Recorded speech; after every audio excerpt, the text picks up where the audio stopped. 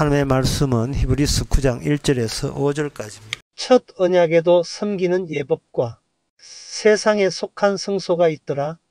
예비한 첫 장막이 있고 그 안에 등잔대와 상과 진설병이 있으니 이는 성소라 일컫고 또 둘째 휘장 뒤에 있는 장막을 지성소라 일컫나니 금 향로와 사면을 금으로 싼 언약궤가 있고 그 안에 만나를 담은 금 항아리와 아론의 쌍난 지팡이와 언약의 돌판들이 있고 그 위에 속죄소를 덮는 영광의 그룹들이 있으니 이것들에 관하여는 이제 낱낱이 말할 수 없노라. 아멘.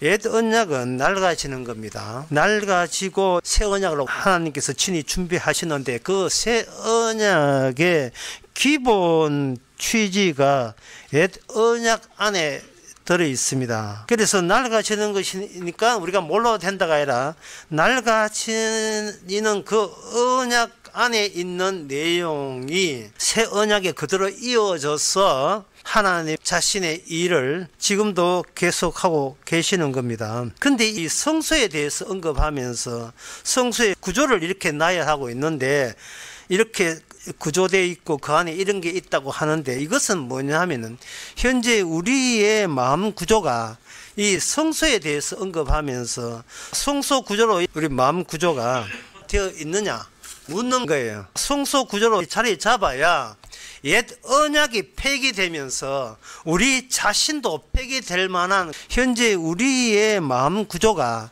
확보가 되기 때문에 그렇습니다. 현재 우리의 마음 가지고는 천국에 못 간다. 이는 옛 언약 가지고 천국에 못 가는 것과 동일한 이치다. 이 말씀을 하고 있는 거예요. 우리 마음속에 있는 이 구조가 폐기될 옛 언약 구조와 더불어 함께 있게 되면 이 옛날 성소 그 구조 안에 비역사적인 것이 그 구조 안에 통과하고 있습니다. 역사적이 아니고 비역사적인 것이 옛날 성소 그 구조 안에 통과하고 있어요. 그 성소라는 구조물 공간이 있고 그 안에 어린 양이 통과하고 있는데 이 어린 양의 특징이 뭐냐? 이미 그 제단에서 죽은 어린 양의 제사장이 대행하는 모습으로 어린 양의 피를 담고 제단에서부터 성소로, 성소로부터 지성소로, 지성소로부터 언약궤로 눈에 보이지 않은 그 죽은 어린 양의 피라는 내용이 움직이고 있어요. 눈에 보이지 않은 옛 언약은 파괴돼도 세상 죄를 지는 어린 양은 저주의 십자가에서 흘린 피 제사로 율법을 다 이루어 새 언약으로 완성이 되는 겁니다. 그렇다면 하나님께서 현재 우리 마음을 폐기될 옛 성소, 지성소로 사용한다면 우리 안에 중요한 것은 우리 마음을 새 언약으로 완성이 통과하고 있어야 돼요. 그 장로님 기도하셨는데 그 기도 내용을 함축해서 보면 이렇습니다. 구원은 어떻게 되는가? 주님의 공로로 구원됩니다. 주님의 공로로. 목사님 아직도 내가 구원 받았는지 안 받았는지 이게 헷갈리고 자신감이 없습니다. 예, 믿기는 믿겠는데 악바리같이 믿겠는데 과연 내가 구원 받았는지 오늘 밤에 내가 죽는다면 천국 가는지 안 가는지 그게 되게 모호합니다. 무슨 대책이 있겠습니까? 라고 물으신다면 아마 물을 거예요. 다 그런 마음이 있어요. 딱 한 가지만 알면 돼요. 예수님의 공로만 여러분들이 아신다면 예수님의 공로로 구원받습니다. 예수님의 공로로만 따라서 예수님의 공로로만 구원받기 때문에 구원에 대해서 내 쪽에서 어떤 조건도 걸지 마세요. 죄를 회개한다든지 뭐 나쁜 짓을 안 한다든지 구원에 대해서 조건들을 걸지 마세요. 내 쪽에서 바르게 산다든지 조건들을 다 철거해야 됩니다. 구원에 대해서 이게 철거 안 되니까 자꾸 마귀가 장난치고 있는 거예요. 분명히 말할게요. 우리 교회 다녀 안 나온 사람 그 사람 정신 차린 사람이에요. 정신 차린 사람인데 그게 왜 그러냐 하면은 고린도전서 1장 18절에 십자가의 도가 멸망한 자에게는 미련한 것이요 구원을 얻는 우리에게는 하나님의 능력이라 이래 되어 있어요. 그러니까 멸망한 자에게는 정신을 차리게 되면 이제는 더 이상 미련하지 않아도 돼요. 10년, 20년 동안 교회 나왔다? 목사님, 아직도 내가 믿어야 돼? 근데 어느 날 순간 이런 미련한 짓을 내가 믿어야 돼? 이제라도 늦지 않아서 정신 차려. 분명히 말할게요. 정신 차려서 교회 안 나온 거예요. 그래서 교회 안 나오는 거예요. 계속 미련하기 싫어서. 그런데 여러분들이 교회에 나오잖아요. 정신 못 차려서 그래요.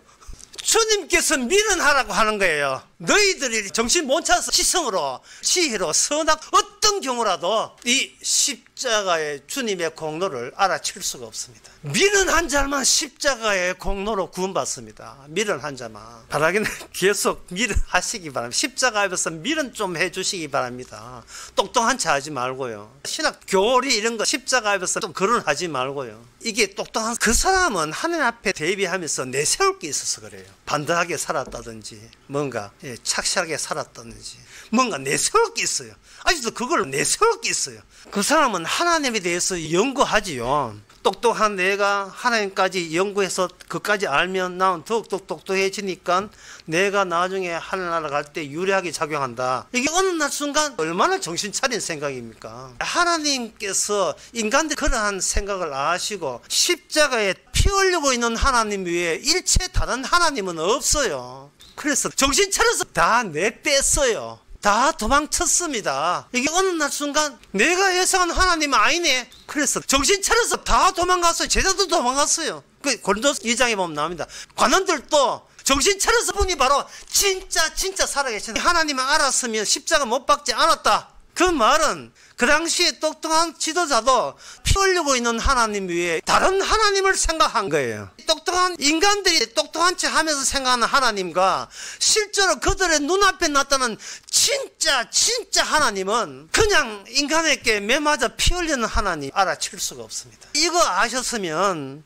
일평생 하나님께 받은 거 다 받았어요. 다 받았습니다. 이거 알거든 춤춰도 괜찮아. 내가 뭔데 하나님을 제대로 알았어. 내가 뭔데 내 주제에 무슨 복이 이런 복이 다 있어. 평생을 신학 공부해도 모르는 하나님을 어떻게 나에게 피 흘리는 십자가 오케이 이거 아셨으면 하나님에 대해서 일평생 끝나버린 거예요. 십자가에 대해서 우리는 하나님에 대해서 기쁨을 주시고 이런 점을 염두에 두고 이 옛 언약이 미련하고 미련한 자가 되는 성소 구조로서 우리에게 주어졌습니다. 성소 바깥에 똑똑한 인간들은 역사적 존재예요. 과거의 자기에 대해서 자꾸 되새기면서 자기 미래에 대해서 생각하는 역사를 갖고 있어요. 그러나 그 성소 구조 내부를 지나가고 있는 그 어린 양은 재단에서 죽었던 역사적으로 사망한 적이 있는 그 어린 양이 피라는 흔적과 형체를 가지고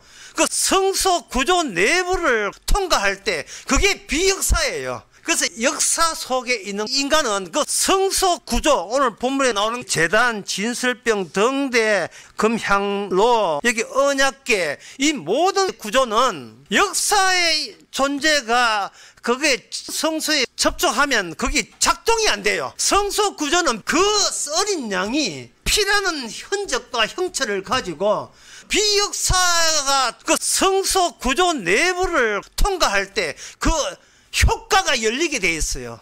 그런데 그 역사적인 존재 이스라엘 백성은 그 성막 속에 성소에 접촉하면 그 성막과 더불어서 그 이스라엘 백성은 망한 겁니다.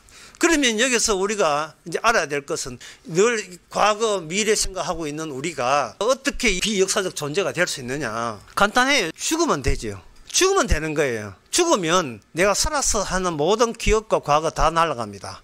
내 잘하는 거 못하는 거, 내 선도 날아가고 내 악도 날아가고, 그래서 선악 지식도 같이 날아가고 마귀가 준 선악지식 같이 날아가요. 이 죽으면 되거든요. 그러면 그냥 죽으면 안 되죠. 주님께서는 내가 살아서 모든 기억과 과거 마귀가 준 선악지식 같이 죽은 채로 산 사람을 되게 해요. 살아있는 나를 하나님의 죽은 어린 양과 결합시키는 방식을 사용합니다. 이걸 어렵게 제가 말씀드리겠습니다. 내가 아는 살아있는 나를 구원하는 게 아니고 내가 모르는 죽은 어린 양과 결합시키는 나를 구원해요. 내가 아는 내 역사 속에, 내가 아는 기억 속에 있는 역사적 기억과 과거 나를 알고 있기 때문에 우리는 이걸 천국까지 내가 아는 기억 속에 예를 쓰는 거예요. 그 중간에 뭐가 있어야 되느냐 하면은 내가 알고 있는 나를 기억 속에 나에서 끊어내는 작업에 동원된 죽은 어린 양과 결합시키는 모르는 내가 필요한 거예요. 이 말이 좀 어려운데요. 성경은 제 말보다 더 어렵습니다. 저보다 더 어려워요. 이게 바로 역사적 나를 계속 마귀가 물어뜯는 거예요. 그 고린도전서 15장에 사도 바울은 제가 말한 것보다 훨씬 더 어렵게 이야기했어요. 자, 어느 정도 어렵게 했는가? 고린도전서 15장 55절에서 56절을 읽어드리고 설명해 드리겠습니다. 사망아 너의 승리가 어디 있느냐? 사망아 내가 쏘는 것이 어디 있느냐? 사망이 쏘는 것은 죄요 죄의 권능은 율법이라. 이게 도대체 무슨 말입니까? 사망을 어떤 살아있는 인격체처럼 그렇게 왜 대우를 해요? 그부터 이긴 어려운 이야기였어요. 다시 한번 사망아, 그럼 사망 보고 이야기를 걸어요. 사망아 너의 이기는 것이 어디냐? 사망아 네가 쏘는 것이 어디냐? 사망에 쏘는 것은 죄요. 아, 죄 져서 죽겠구나.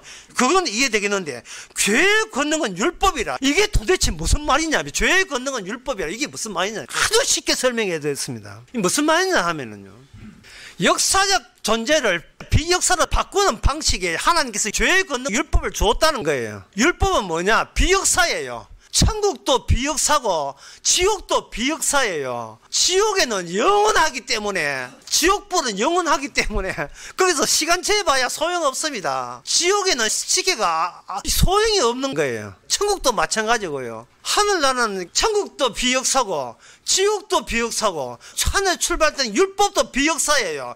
주보 뒤에 그 내용에 요나가 밤낮 사흘 동안 기거하던 고기 뱃속과의 관계는 무엇일까요? 요나가 들어간 고래 뱃속하고 무슨 관계가 있느냐 이 말이죠. 세상으로부터 버림받은 요나는 세상으로부터 버림받았어요. 그 버림받은 자가 안 죽고 살아있는 고래 뱃속 공간, 이게 이상하지 않습니까? 분명히 요나는 그 바다에 빠져 죽었어요. 요나는 이미 죽은 존재예요. 죽은 존재이기에 갈 수 있는 공간, 안 죽으면 못 가는 공간, 그게 고래 뱃속이에요. 그게 율법 속입니다. 왜? 율법은 비역사니까. 이걸 이제 쉽게 말씀드리고자 하는 얘기입니다. 마귀가 우리한테 선악 구조를 심어놨잖아요. 마귀가 뭐라고 붙여있냐 하면, 니는 그거 하면 죄야. 죄라니까 회개해야 돼. 반성해야 돼. 죄라니까 잘해야 돼. 그 정도 안 돼. 더 잘해야 돼. 기도할 때 무릎까지 꿇을 거야. 하루 한 번 했다고 2번 해야지. 계속해서 그 장로님 기도한 대로 이웃을 사랑해야지. 사랑 안 했어? 그거 죄야. 사랑해도 똑바로 성의껏 해야지. 그냥 대충 하지 말고 근성을 하지 말고. 이건 누가 이런 짓 하는 거예요? 사망이 이런 짓이다. 사망이. 마귀가 나쁘다고 이런 짓 하기 때문에 나쁜 것을 우리가 의식하게 된 거예요. 왜? 마음속에 마귀가 있기 때문에 우리 안에 마귀하고 서로 대화가 되고 통하는 마음, 우리 안에 마귀가 집어넣었어요. 우리 통하는 마음, 이거 뺄 수가 없어요. 주님께서 우리에게 뭐를 집어넣냐 하면은 그걸 빼주는 게 아니고 비역사적인 율법을 우리한테 줘버립니다. 율법을 주면서 이렇게 합니다. 너 사망 조기 처리하자.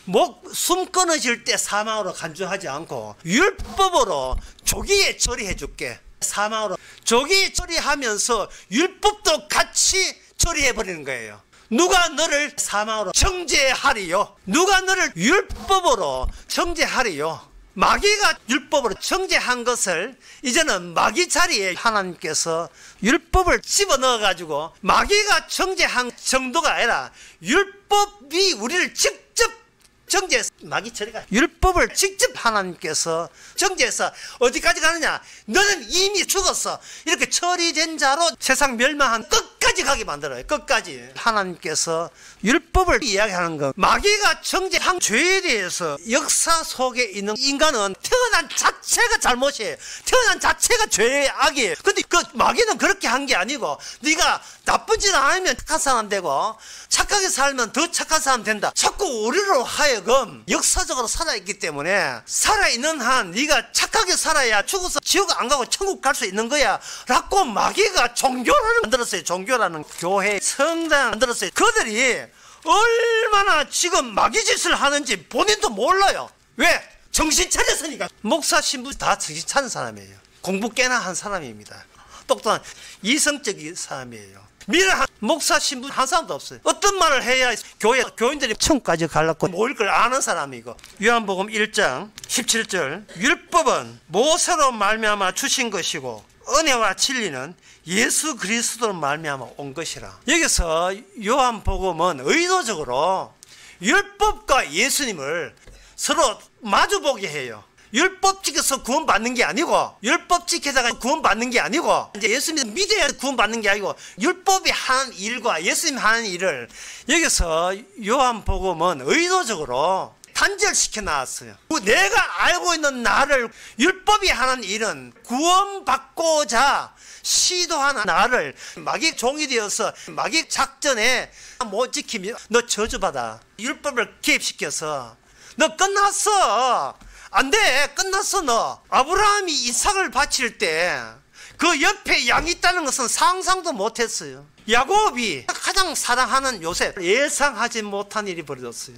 요셉이 애굽의 총무 대신이 됐었어. 주님께서 요셉을 통해서 율법을 개입시켜서 바꿔주는 겁니다. 야곱아, 너를 구원한 게 아니야. 네 속에 말씀 이스라엘을 구원하는 거야. 이게 구원이에요. 주님께서 나를 구원하는 게 아니고 내 속에 들어온 주님의 어린 양, 비역사적인 어린 양이 나를 구원하는 겁니다. 하나님께서 비역사적인 자기 것을 구원하시는 거예요. 하나님께서 어떤 방법으로? 비역사적인 어린 양이 피 흘리는 방법으로. 그 하나님 외에는 다른 하나님이 없으니까. 인간에게 유기는 하나님은 피 흘리는 하나님 끝입니다. 인간에게서. 나머지는 다 우상이에요. 그래서 그걸 끝입니까? 아니죠. 그 어린 양이 옛 언약의 성소와 시성소 통과하듯이 지금은 우리 옛자를 폐기돼야 될 성소와 시성소 공간으로 사용하고 있습니다.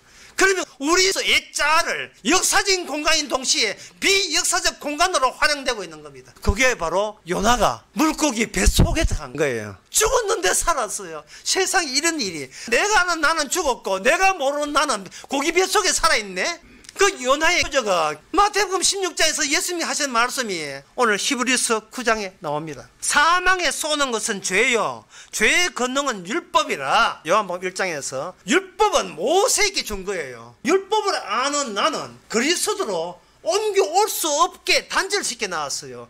그래서 그 유대 사회에서 비역사인 예수님의 십자가를 이해하지 못하게 만들어 버렸어요. 그게 요한복음 전체 내용이에요. 베드로가 하는 말에 주여 어디로 가십니까? 모르지요. 몰라요. 어디로 가는지 설명해도 모릅니다. 아버지를 보여주세요. 요한복음 16장 7절에 이런 말씀이 있습니다.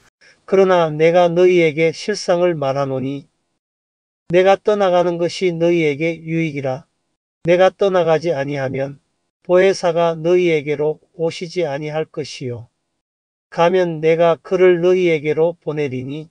자신의 역사적인 인식과 기억, 그리고 나의 비역사, 영원한 천국과 지옥을 관절하는 비역사, 이 사이에 내가 너희와 단절되고 떠나가야 비로소 너희에게 유익이다 했어요. 내가 떠나지 않으면 너희에게 유익이 없다. 떠나가는데 그 빈 자리에 보혜사 성령이 오게 되어 있다는 겁니다. 내가 너희에게 실상을 말하면 내가 떠나가는 것은 너희에게 유익이다. 너희에게 역사와 비역사 사이에 어떤 인간도 역사적 존재가 보혜사 성령 비역사에 참여할 수가 없어요. 접근할 수가 없습니다. 없는데 비역사적인 예수님이 이 땅의 역사 속에 죄인으로 오셨잖아요. 비역사와 비역사 사이에 똑같은 일을 누가 하느냐 하면 성령은 비역사인데 예수님은 역사 속에 죄인으로 떠나신 그 자리에 성령께서 비역사적 활동을 계시를 하시는 거예요. 비역사적 활동을 하시고 그 역사적 성령의 계시가 되는 그 담당자는 뭐냐? 택한 성도가 되는 겁니다. 택한 성도가. 그럼 성도가 된다면 그 다음 요한복음 16장 8절 이야기가 중요합니다. 그가 와서 죄에 대하여 의에 대하여 심판에 대하여 세상을 책망하시리라. 성령이 와서 하시는 일이 고발하는 거예요. 폐기돼야 될 성소와 시성소, 이 고발용입니다. 거기서 제사 드리면 구원해 줄게, 그런 거 아니에요. 고발용이에요. 심판용이에요. 그 죄에 대해서, 의에 대해서, 심판에 대해서 책망하시는 일이 성령께서 하시는 겁니다. 네가 아는 역사적 존재, 너는 구원 대상이 아니라는 거. 도리어 조기에 사망 처리돼야 될 대상이라는 사실. 왜? 마귀가 준 선과 악을 알고 통하는 마음 우리 안에 그대로 들어있기 때문에. 그러면 죄에 대해서, 의에 대해서, 심판에 대해서 책망한다는 것은 예수님의 재판을 근거로 했을 때, 예수님이 죽으신 일을 근거로 했을 때, 예수님이 죽으러 오시면서 인간들이 갖고 있던 선악 체제에 의한 그 의롭다는 것이 마귀가 율법으로 정죄한 의였다는 거예요. 그리고 죄도 마귀가 율법으로 너를 죄라고 규정한다. 그 죄도 그 성소 구조 내부를 통과할 때 마귀가 율법으로 정죄한 죄였다는 거예요. 심판에 대해서 택한 성도가 심판해버려요. 성도가 심판 자체를 심판한 거예요. 율법으로 심판을 심판해버리는 거예요. 그런데 이걸 우리가 책망 들을 때 성령 받은 성도는 신났어요. 신이 난 거예요. 내가 신경 쓰지 말아야 할 것을 이제는 버리게 되어서 신이 난 거예요. 더 이상 나 자신에 신경 쓸 것도 없는 게 괜히 더러운 거 깨끗하게 한다고 신경 써서 이걸 이제 깔끔하게 포기하는 거예요. 그걸 뭐라 하냐? 미련한 거예요. 그게 미련한 거예요. 성소 바깥에 똑똑한 정찬 인간들 보기에 교회 복음 좀 말도 그게 미련한 거예요. 그 사람들 이 바보야, 네 인생 네가 알아서 네가 관리 안 하면 네는 나중에 지옥 가. 이제 오늘 히브리서 다시 9장으로 돌아봅시다. 9장으로 돌아와서 제가 여러분께 설명해야 될 게 있습니다. 여기 뭐냐면 5절에 보면 이제 낱낱이 말할 수 없노라 했는데 이것은 뭐 설명할 많이 했다는 이야기거든요. 여기 기구 하나하나에 대해서 제가 설명을 하는 방법은 바로 출애굽기 28장부터 시작하는 거예요. 28장, 29장, 30절 그리고 거기다가 26장 하나 약간 추가하면 됩니다. 우선 출애굽기 28장 2절에 내 형 아론을 위하여 거룩한 옷을 지어 영화롭게 아름답게 하라 이렇게 했는데 제사장이라는 특수한 인물을 하나님께서 선택합니다. 제사장은 뭐냐? 아까도 언급했지만 제단에서 어린 양이 죽었어요. 어린 양은 죽었는데 그 어린 양이 죽는 일에 종사하는 제사장은 그 제물 어린 양이 흘린 피를 자기 몸에 발라야 돼요. 그러면 자기 피를 바르는 게 아닙니다. 죽은 어린 양이 흘린 피를 바르버리면 그 제사장은 죽은 제물의 대행자가 돼요. 대리자가. 그러면 몸은 역사적 존재인데 그 피가 묻어버리면 그 제사장은 비역사적 존재로서 성소와 지성소 안까지 일할 수 있고 일을 하게 되면 그 기구들이 본래의 효과가 작동이 돼요. 작동이 되면 그 성소 바깥의 공간에 있는 백성들이 죄가 용서되는 희한한 일이 벌어지는 겁니다. 공간이 4가지다 이 말이죠. 첫째, 인간이 사는 이 역사적 이 공간 하나, 두 번째 공간 둘이 뭐냐? 성소, 지성소 합해서 성소, 그러니까 성막이라는 이 공간. 두 번째, 세 번째 공간은 뭐냐? 1년에 한 번만 들어갈 수 있는 지성소와 공간을 또 구분해요. 지성소 세 번째 공간이죠. 네 번째 공간이 뭐냐? 언약궤라는 네 번째 공간이에요. 그 상자 공간, 그 상자 공간 열리면 멸망해요. 세상 멸망한 날이 언약궤 상자 뚜껑 열리는 날이거든요. 사무엘상 6장 19절에 보면 벳셈에서 사람들이 여호와의 궤를 들여다본 까닭에 그들을 치사 5만 70명을 죽이신지라. 어디에 감히 역사적 존재가 내가 아는 나의 죽음 졸기 처리가 되지 않은 상태에서 역사 속에 들다 보면 비역사는 고발용이기 때문에 심판용이기 때문에 비역사가 역사 존재를 죽여버려요. 지금까지 여러분들이 설교 들었으면 이게 딱 한 가지 기억하세요. 뭐냐 하면은 이 성소 지성소 제단은요 인간들이 무시해도 한쪽에서 이걸 취소 안 시킵니다. 이게 얼마나 무서운 이야기입니까? 나 교회 안 다녀. 나 성경 모르고 살래. 성소니 지성소에 나 그거 모르고 살래. 우리 쪽에서 성소가 있었다, 지성소가 있었다, 십자가 있었다. 우리 쪽에서 개무시할 수 있어요. 그러나 주님께서 제작하고 설계했기 때문에 주님 측에서 취소가 안 되어버리면 이 멸망은 그대로 우리에게 영원한 지옥불로 그대로 주어지는 겁니다. 이게 현실 문제예요. 이건 실제 현실 문제입니다. 다시 한번 28장 돌아와서 제사장이 특수한 복장을 입는데 깨끗한 복장을 하라고 28장 나와 있습니다. 다음 29장에 옷을 만들고 난 뒤에 옷 입을 사람을 정해놓고 그 옷을 입은 채로 그 사람을 끌고 와서 출애굽기 29장 20절 21절 제가 읽어보겠습니다. 너는 그 순양을 잡고 그것의 피를 가져다가 아론의 오른쪽 귓뿌리와 그의 아들들의 오른쪽 귓뿌리에 바르고 그 오른손 엄지와 오른발 엄지에 바르고 그 피를 제단 주위에 뿌리고 제단 위에 피와 관유를 가져다가 아론과 그의 옷과 그의 아들들과 그의 아들들의 옷에 뿌리라. 그와 그의 옷과 그의 아들들과 그의 아들들의 옷이 거룩하리라. 그러면 그 제사장이 걷고 있는 그 길에 어린 양의 피가 거기 뚝뚝 떨어져 그 길 따라 어린 양의 그 피가 가는 거예요. 그 피가 길 따라 가는 거예요. 왜? 하나님은 피 흘리는 하나님 외에는 다른 하나님이 없기 때문에. 그래서 피 흘리는 하나님 만나는 거예요. 하나님을 그런 식으로 만나는 겁니다. 출애굽기 30장에 보면 물 두 명이라는 게 있어요. 히브리서 9장에는 성소 안에 소개 안 되는 그 기구들이 많아요. 그 모든 성소의 기구들이 오직 하나를 위해서만 존재하는 거예요. 역사적 존재를 죽여서 그 피가 묻어버리면 성소의 기구들이 비역사적 존재로 바꾸는 거예요. 요하나를 고기 뱃속에 죽은 채로 살아있는 그것을 비역사적 존재로 바꾸는 그 기능이에요. 비역사적 진짜 하나님 만나는 천사가 조각되어 있는 시간에 구애받지 않는 천사, 그 안에 하나님이 함께 있습니다. 그쪽으로 진짜 하나님 만나는 양쪽을 비켜놓는 기능을 떡상과 등대가 하는 거예요. 오늘날 성도가 제사장이거든요. 율법으로 십자가에 이미 성도가 죽은 걸로 처리되고 사망한 네가 쏘는 것이느냐 이미 죽었어 이렇게 처리된 자로, 그러면 하나님의 옛 언약 성소 안에서 이제 살아있는 자가 비역사적 존재라고 치고 어떤 기능을 합니까? 그 점에 대해서 요한계시록 1장 12절에 보면 몸을 돌이켜 나에게 말한 음성을 알아보려고 돌이킬 때에 7금 촛대를 보았는데 촛대 사이에 인자 같은 이가 발에 끌리는 옷을 입고, 그러니까 요한계시록의 천사로부터 계시받은 계시에 보니까 사도 요한의 그 위치가 또 사도 요한이 증거하는 7 교회의 위치가 인자가 환히 보이는 인자 대심을 중앙에 두고 바깥에서 배치하는 바깥에 그러한 역할을 7 교회가 해야 된다는 겁니다. 교회의 위치가 교회를 증거하면 안 된다는 거예요. 장소를 비워줘야 돼요. 빈 공백이 되게 비워줘야 돼요.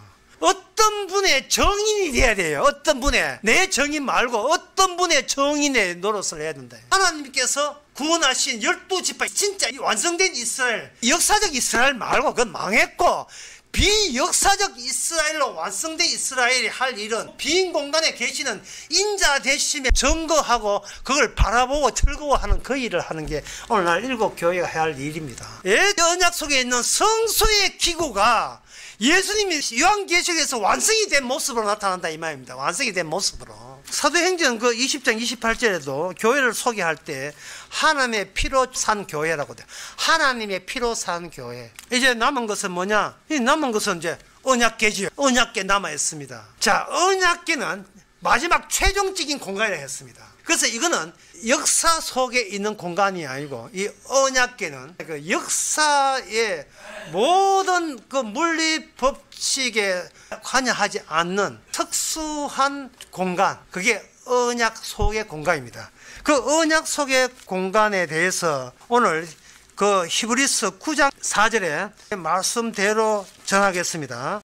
금 향로와 사면을 금으로 싼 언약궤가 있고 그 안에 만나를 담은 금 항아리와 아론의 쌍난 지팡이와 언약의 돌판들이 있고 그 위에 속죄소를 덮는 영광의 그룹들이 있으니 이것들에 관하여는 이제 낱낱이 말할 수 없노라. 언약궤를 한마디로 말해서 너는 죄지었고 죄지었고 죄지었고 따라서 어떤 방식으로든 너를 구원하는 그것도 죄짓는 여기에 대해서 이 죄를 사해주는 주님의 공로만이 바로 나 하나님이라는 뜻이에요. 하나님 자체를 증거하는 거예요. 너는 마귀에게 속아서 죄짓고 너 죄를 씻어주는 그분이 바로 진짜 살아계신 하나님이에요. 그러니까 제발 좀 밀어하라고 하는 거예요. 너 자신을 밀어하라고 하는 거예요. 똑똑하지 말고. 마태복음 4장 18절 19절에 이런 말씀 나옵니다.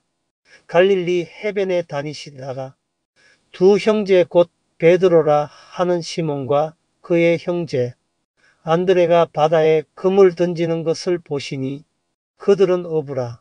말씀하시되 나를 따라오라.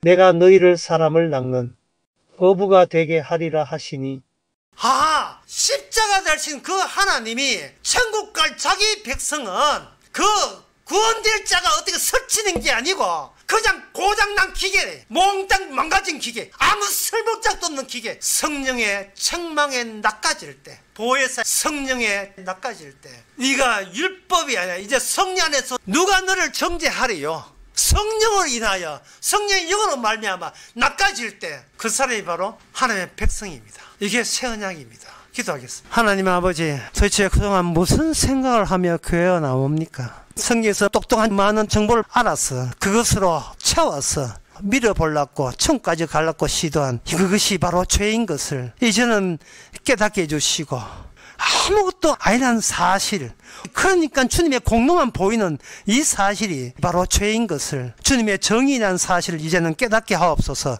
예수님의 이름으로 기도합나이다. 아멘.